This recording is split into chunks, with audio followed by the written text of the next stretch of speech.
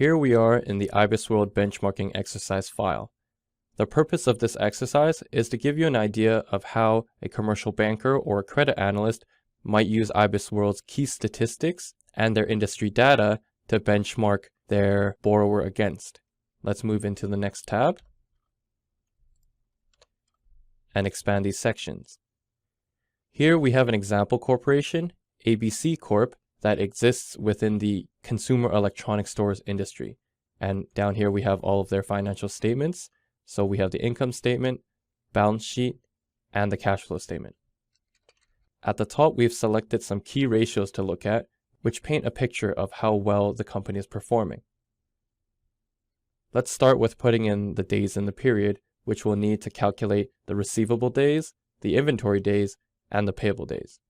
So over here, I'm just going to put in 365. And then we should calculate the current ratio.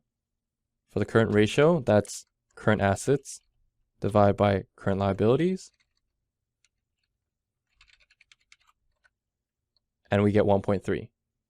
Next, for receivable days, we'll need to take accounts receivable divided by revenue and then multiply that by the number of days. So accounts receivable divided by revenue times the number of days in the year, or the number of days in the period. Next, let's look at inventory days. Inventory days is similarly calculated, except instead of dividing by revenue, we'll divide by the cost of goods sold. So let's take inventory divided by COGS multiplied by the number of days in the period. And same thing for payable days.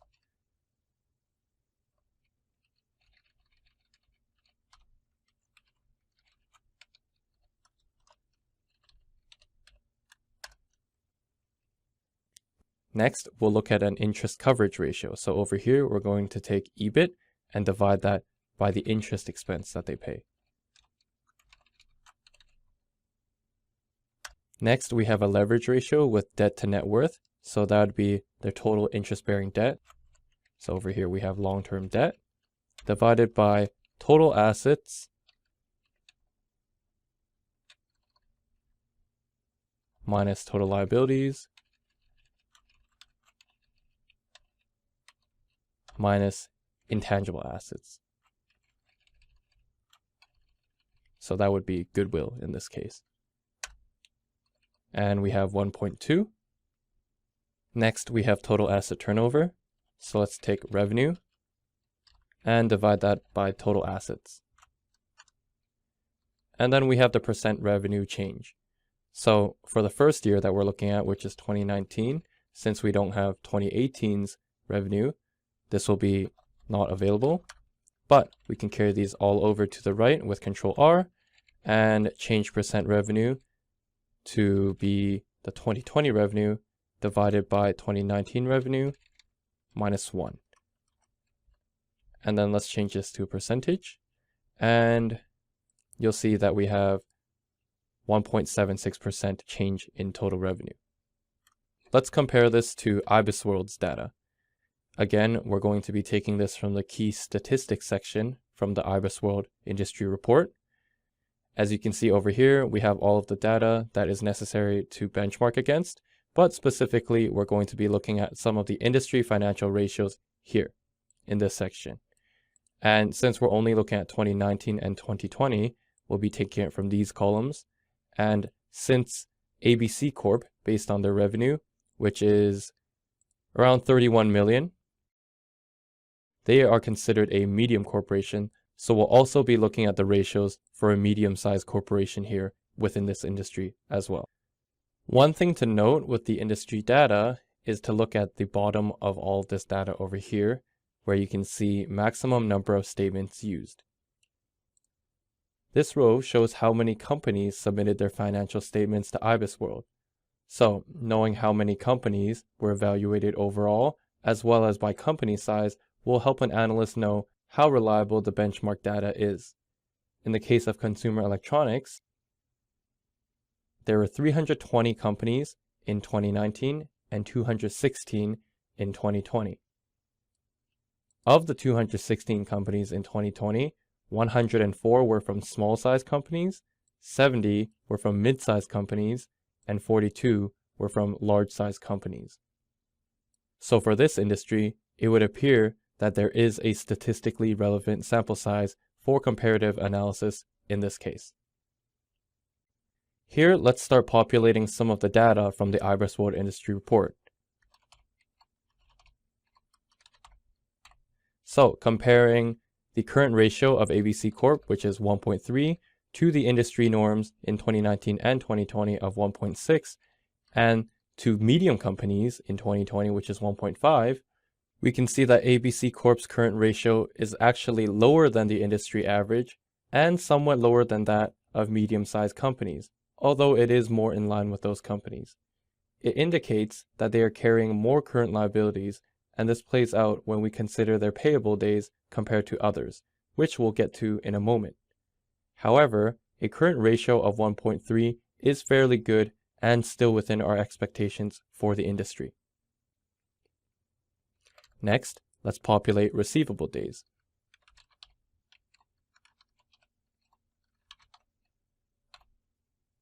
So as you can see here, ABC's receivable days are significantly better than the industry average.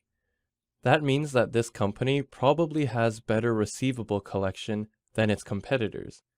This could be due to selling less on credit, having better cash collection processes, or perhaps even offering favorable terms for early payment. Either way, this is a great sign to see from the borrower. Next, let's look at inventory days.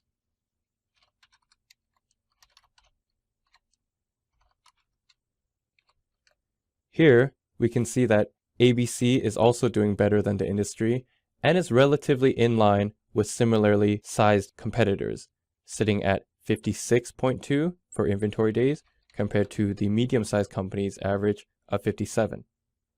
As the industry continues to shift towards e-commerce, we should see this drop going forward into later years. Now let's move on to payable days.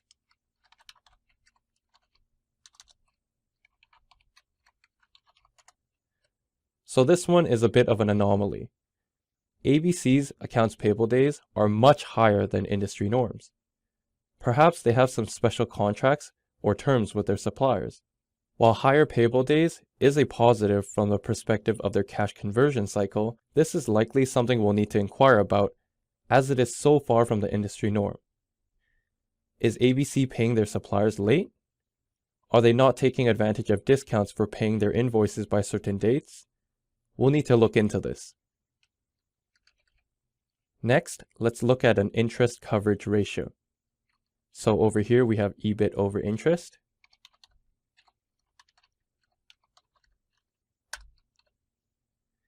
As you can see again, ABC is far higher than the industry average. What would be the likeliest reason for this? Perhaps the company has a focus on higher margin products. We'll need to look at their product mix to confirm this. Alternatively, maybe they use less debt financing than other companies in the industry. The next ratio we're looking at can help us analyze this, which is the debt to net worth ratio.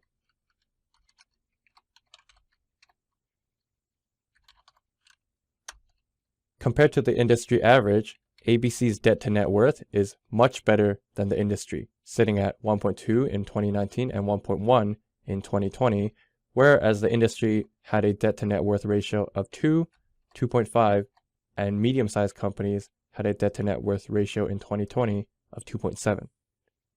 From all the ratios we've looked at so far, the company is doing quite well. They have a strong presence and they have good profitability, which has lowered the need for external financing. As lenders, this is great for us to see. Moving to total asset turnover, let's populate this as well. Again, ABC is in line with industry averages, meaning they're utilizing their assets to generate revenue at about the same efficiency as others in the industry. However, they are slightly outperforming similarly sized competitors. Finally, we have the percentage revenue change.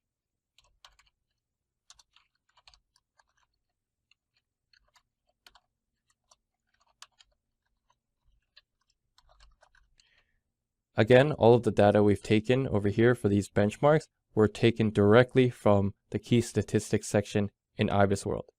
However, you'll note that IBISWorld doesn't have percentage revenue change separated by the size of the company.